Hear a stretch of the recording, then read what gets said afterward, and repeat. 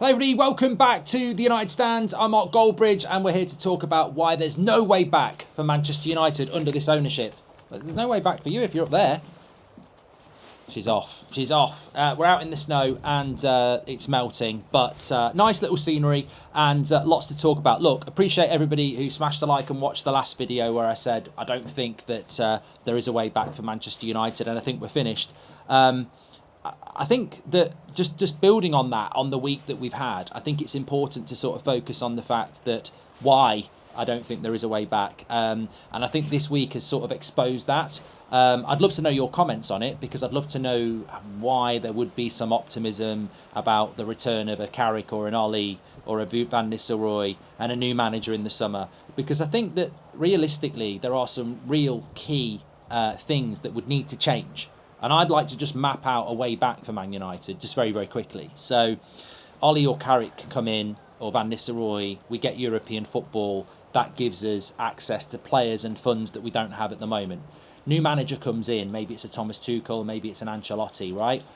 Experienced, respect, you bring them the players that they need, you back the system they want, you support them. Season one, you continue to develop, you get back into the Champions League. That's 2 years of European football. You build again in the first summer. They've been there a year. You get better and better, and you basically do what Arsenal's done. You build the club gradually with a manager and a vision where you support them and success, which is European football regularly. You climb the league. United get back in maybe 5 years. That takes good decisions. That takes patience. That takes money. We don't have people in the club to make those good decisions. The reason we're looking at Solskjaer and Carrick and Van Nistelrooy is quite simply to deflect you, as we've discussed on the morning show. It's simply not logical to go for an ex-player. And also, you're going for ex-players that are yes men. You're not going for an ex-player like someone from the class of 92 or Roy Keane, who probably would be better, but would be outspoken and have the best interests of the club at heart. They won't go for that because they need a yes man. So instantly you're looking in a small pool of people who fit into the way that you want to work, which is basically manipulation. It's money. It's mercenary. So straight away, that's not going to work, is it? In the summer, well, what manager are we going to go for? Are we really going to go for a Tuchel or an Ancelotti or a Pochettino or someone with experience? Well, if we are, that sort of goes against the model that Wilcox is now, infiltrating at Manchester United, or implementing at Manchester United, whereby I bring you in for this job and I want you to do this now.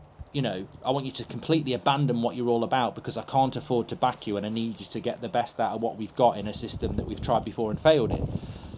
Where does the money come to back the next manager? Because with the best will in the world, we can't just pretend and live on vibes and hope. We've got to live in reality. And I look at Arsenal with the squad they've got. You look at the bench they had against Arsenal. Forget the performance, I don't think it was very good, but you look at their starting 11, you look at their bench, the quality that's on that bench as well. People like Eze, Jesus, Madueke, an amazing bench. We don't have an amazing first 11. And they're looking to bring in people like Gehi, and Arsenal will earn money in the summer. They're probably going to win the Premier League, they're definitely going to be in the Champions League, so they're going to have money to spend and they'll keep spending. City have just bought Semenyo. They want Gehi in January on top of the squad they've already got and building. So Liverpool, bad season, but spent $500 million and were Premier League champions. Chelsea ain't going to stop. So that's just your competitors. Your competitors are going to keep getting better, so you've got to spend to stay with them. But also, away from the competitors, the next manager needs, I would say, between, let me put a figure on it, 700 million? Somewhere between $500 million and $1 billion to get that team anywhere near a team that can compete year in, year out with the likes of Man City and Arsenal. So where's this £700 million coming from? And how quickly are they going to spend it? Man United's tactics over the last few years has been to take time doing it. Like the midfielder was needed last summer. We're not doing it in January. And we might get one this summer. By which time we actually need another striker. We need wide players. We might need another centre-back. We might need 3 midfielders. We never get the things done quickly. We're very slow. We ignore the January transfer window. So when we're talking about a way back, I think there's a real opportunity to be honest. And we're seeing a lot of that this week. I think people are waking up to the fact that at the start of the week, we were doing the videos about Wilcox, Ineos, massive numbers. Other people were going, well, Amorim was getting bad results. They made the right choice. Wilcox is a good guy. And no one wants to read it. No one wants to watch it. And they're all waking up now. They're all going, actually, you know what? Look at the numbers United Stand's getting. Look at people like Jamie Radknapp talking about Solskjaer, and loads of people are retweeting it. They're going, you know what? The way the United fan base is at the moment, they're fed up. They actually are fed up. Roy Keane said it. I don't care who the next manager is. It's tiresome watching Man United. It's tiresome going on this cycle. And I think it's took a while, but I think there's an opportunity.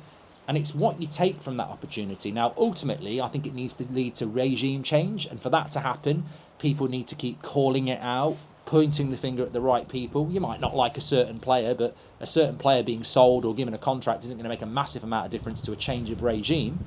So that needs to be pushed. And even if they don't leave, they might miraculously start listening and go, well, if we want to stay, we need to listen to the people that are going to, give us that opportunity to stay. And the miracle would have to happen. You'd need to clear out players, you'd need competence on the board, and you'd need a huge amount of money. And, these are non-negotiables. Like, if we want to go back to the top of the English game, forget the Champions League for a moment, then you need a sporting director who is par excellence, you need a CEO who is very good, and you need a pot full of money that is going to be consistently pumped into the club January and summer, twice a year, for the next 5 years. And that pot of money's got to be in excess of $500 million, and it needs to be there to be spent very, very quickly. You're not going to get a manager that can do that at Manchester United. You're not going to get a manager that's going to want to come in and do that job under this regime. Tell me the way back. So when I look at it, I go, it's an exciting time at the moment because people are waking up to the issues at Manchester United. They certainly are. But questions need to be asked of, scrutiny needs to be placed onto every decision that board makes. And that's why the Solskjaer thing has been really refreshing, because I think when it first came out, people were like, oh yeah, feel-good factor of Ollie. Yeah, he's just desperate to come back to the club. He'll do it for free. But then you think about it and you go, well, we have been here before. He's not a top coach. And it's rather embarrassing. And also, him wanting to come and work here, well, if he had the best interests of Man United at heart, he'd say no, because he surely knows he's a shield to these owners who are desperate to just try and detract and distract everybody from how incompetent they are. So I look at it and I go, well, look, I'm always going to love Manchester United, but people say to me, who do you want as the next manager? And I go, I don't really care. And it's not because I don't care about Manchester United, it's because I do. It's because I don't see what a new manager is going to do as one person, even with a coaching team. I don't, if that manager's going to come in like Amorim or Mourinho or Ten Hag or Ollie and be told you can't solve those players, you've got to use those players, you can't succeed. And if the new manager's going to come in and be told, I know what you want, but we can't give it you because we haven't got the money, then they're not going to succeed. And I don't think those two things are going to change. I don't think a new manager's going to come in and be told you can get rid of who you want. And I also don't think a new manager's going to be told he can come in and buy all the players he wants either. And they're two things that if you don't get those things, you won't succeed. Because Pep gets those things, Slot gets those things, and Arteta gets those things. And on top of that, away from the players, you've also got an ownership that if it's not going well, if the project's not moving at the pace they want it to, which is an unrealistic pace, they'll start saying stupid things like, you need to change your formation. We're not going to back you. Impossible. Mission impossible. That's the way I look at it. But I really do want to read some of the comments, because I definitely know that some of you think there is a way back. I know that some of you are optimistic. So I'd love to know how that pathway works, because it can't work without huge spend. It can't work without ruthlessness in removing players they won't remove. And it can't work with proven incompetence on that board and poor decision making. I mean, Sir Jim Radcliffe. I mean, we know the Glazers are incompetent. But if I was the majority owner of that football club, the Glazers, and I was hearing things about Sir Jim Radcliffe asking Ruben Amorim to play a back four, I'd be like, everyone was criticising Sir Jim for getting into bed to us. maybe we'd made a massive mistake getting into bed with him, because the decision making is atrocious. And who is this Jason Wilcox, and who is this Omar Barada? I mean, look, the Glazers aren't going to do that because they've pocketed their couple of million, haven't they? But the funny thing is, the Glazers thought, we pocket 2 million, we keep a hold of the football club, we get a new stadium, and we get a guy who's just going to make us a load of money and loads of popularity. They've pocketed 2 million, they haven't got their new stadium yet, and they've took on a guy who's made them look even worse. He's even worse than them. Things are actually worse. He's brought in a rubbish CEO, a rubbish director of football, he's wasted $500 million on players, he's sacked 2 managers, all in the space of 18 months. So, no sympathy for the Glazers, but, you know, in a way it's funny that what they thought was going to save them has actually cost them. You know, they probably thought they'd be getting dividends in by now. So, look, as I say, there are positives at the moment because people are waking up to the real issues at Man United. But I don't think there's any optimism around us finding a way back under this regime. I don't think there is one. I really don't think there is one. As I said, best case scenario for United under this regime is probably the occasional qualification for the Champions League and FA Cup. I said it last summer.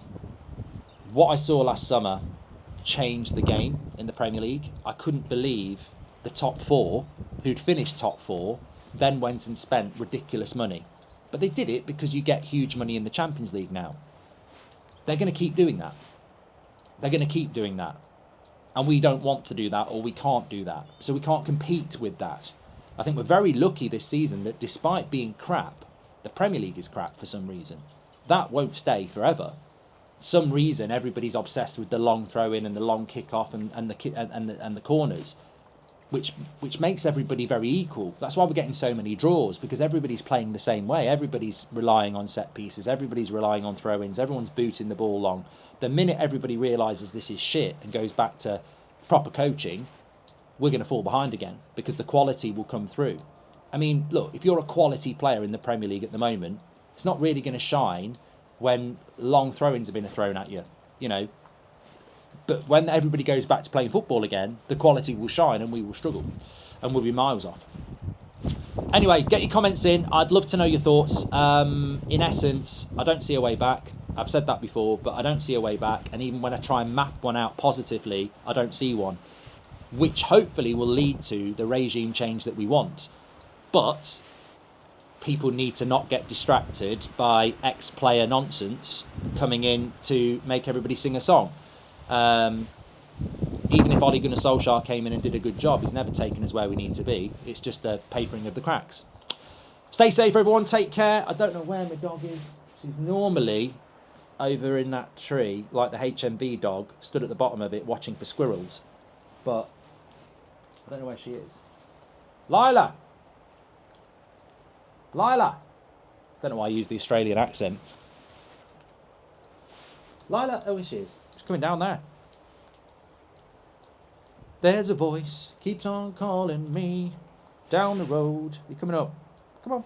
You may as well come up because you've made my trousers all wet anyway. Come on. Every stop I make, I take a new friend. Don't stay for long and I'm on again. Maybe tomorrow I'll wanna settle down. Until tomorrow, the whole world is my home. Ooh, ooh, there's a voice. Why don't you go on the table? That'd be fun.